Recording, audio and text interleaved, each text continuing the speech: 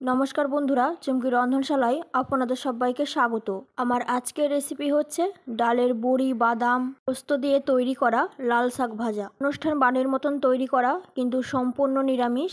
মধ্যে কোনো পেঁয়াজ বা রসুনের ব্যবহার নেই। গরম গরম ধোয়া ওঠা ভাতের সাথে কিন্তু এই ধরনের লাল শাক ভাজা পুরো ভাতটাই খাওয়া হয়ে যায় শুধুমাত্র শাক ভাজা দিয়ে। এতটাই ভালো হয়। আর এটা বাঙালির চিরন্তর একটা রান্না, অনেক পুরনো সাবেকি রান্না। আমরা সকলেই প্রায় করতে জানি, তবু আমার মতো করে করেছি। চলুন দেখে নিই কীভাবে তৈরি করছি। এখানে আমি 2 আঁটি লাল শাক নিয়েছি, আর লাল শাকটাকে আমি কুচিয়ে রেখেছি, তবে খুব বেশি মিহি করে কোচানো না। আর এর মধ্যে যে ছোট ছোট নরম ডাঁটিগুলো হয় সেগুলোকে দিয়েছি, খুব শক্ত ডাঁটি কিন্তু কুচিয়ে দিইনি।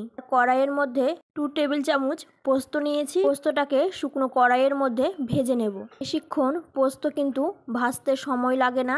20-30 সেকেন্ড মতো নাড়াচাড়া করে পোস্তটাকে নামিয়ে রেখে দিলাম। ওই কড়াইয়ের মধ্যে দিয়ে দিচ্ছি সর্ষের তেল, এর মধ্যে দিয়ে দিচ্ছি মটর ডালের ছোট বড়ি। বড়িটাকে একটু সোনালি রং করে ভেজে নেব। ওনারা মটর ডালের বড় বড়ি দিয়েও করতে পারেন, আর ছোট বড়ি ছিল তাই সে ছোট বড়ি দিয়েই তৈরি করছি। বড়িটাও ভাজা হয়ে গেছে। এবারে আমি বড়িটাকেও তেল থেকে উঠিয়ে রাখছি। ওই তেলের মধ্যে দিয়ে দিচ্ছি 1 মুঠো মতো চিনেবাদাম। চিনেবাদামটাকেও দেওয়ার পরে চিনেবাদামটাকে একটু হালকা করে ভেজে নেব। বাদামটা ভেজে নিলে একটু ক্রিস্পি হয়, খেতে বেশ ভালো লাগে। এটা আপনারা চাইলে শুকনো কড়াইতে ভেজে ওপর থেকে ছড়িয়ে দিতে পারেন। আমি তেলের সাথেই ভেজে নিচ্ছি। বাদামটাও ভাজা হয়ে গেছে। এবারে আমি বাদামটাকেও উঠিয়ে রাখছি। বাদাম আর বড়িটাকে একটা প্লেটের মধ্যে উঠিয়ে রেখেছি। এবার একটা চামচের সাহায্যে হালকা করে প্রেস করলে কিন্তু একটু গুঁড়ো গুঁড়ো হয়ে যাচ্ছে বড়ি আর বাদামটা, তবে একদম গুঁড়ো গুঁড়ো করে নয়, এরকম 3-4 টুকরো করে গুঁড়ো করে নিচ্ছি। এবার ওই তেলের মধ্যে দিয়ে দিচ্ছি কালো জিরে 1/4 টিস্পুন, দিচ্ছি 3টে শুকনো লঙ্কা আর কালো জিরেটাকে একটুখানি ভালো করে ভেজে নেব। শাক ভাজায় কিন্তু খুব বেশি তেল লাগে না, অল্প তেলেই কিন্তু শাক ভাজা খুব সুন্দর হয়ে যায়। ফোড়নটা কিন্তু হয়ে গেছে, দেখুন খুব সুন্দরভাবে কিন্তু আমি ফোড়নটা ভেজে নিয়েছি। এবার এর মধ্যে দিয়ে দিচ্ছি কুচিয়ে রাখা লাল শাকটা কিন্তু খুব ভালো করে ধুয়ে নিতে হবে। শাকটা কাটার আগে প্রথমেই আমি ধুয়ে নিয়েছি, তারপর কাটার পরেও আমি 2 থেকে 3 বার ধুয়ে নিয়েছি। এবারে এই শাকটাকে আমি একটু নাড়াচাড়া করে নেব। তবে প্রথমেই কিন্তু নুন দেব না। প্রথমে নুন দিলে নুনের পরিমাণটা বেশি হয়ে যাওয়ার সম্ভাবনা থাকে, তবে শাক কিন্তু নরম হয়ে গিয়ে কমে যায়। এবার আমি ঢাকা চাপা দিয়ে রেখে দিচ্ছি শাকটাকে একটু নরম হবার জন্য। মিনিট 3-4 পরে ঢাকাটা খুলে নিয়েছি।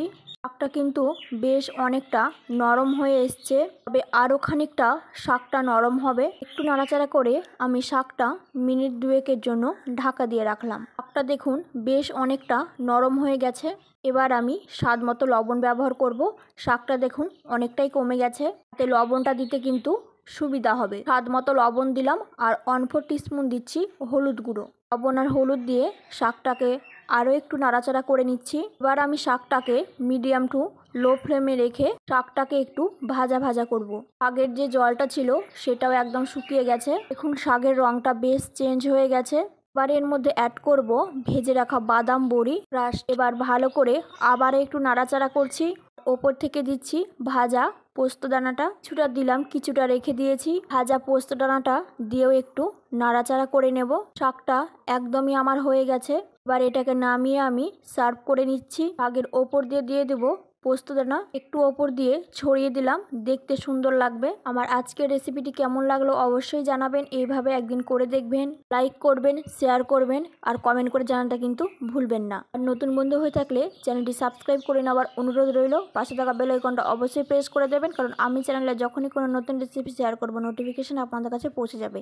আজকের মতন এই পর্যন্ত, আবারও হাজির হয়ে যাব নতুন কোনো রেসিপি নিয়ে। ভালো থাকবেন, সুস্থ থাকবেন, ধন্যবাদ।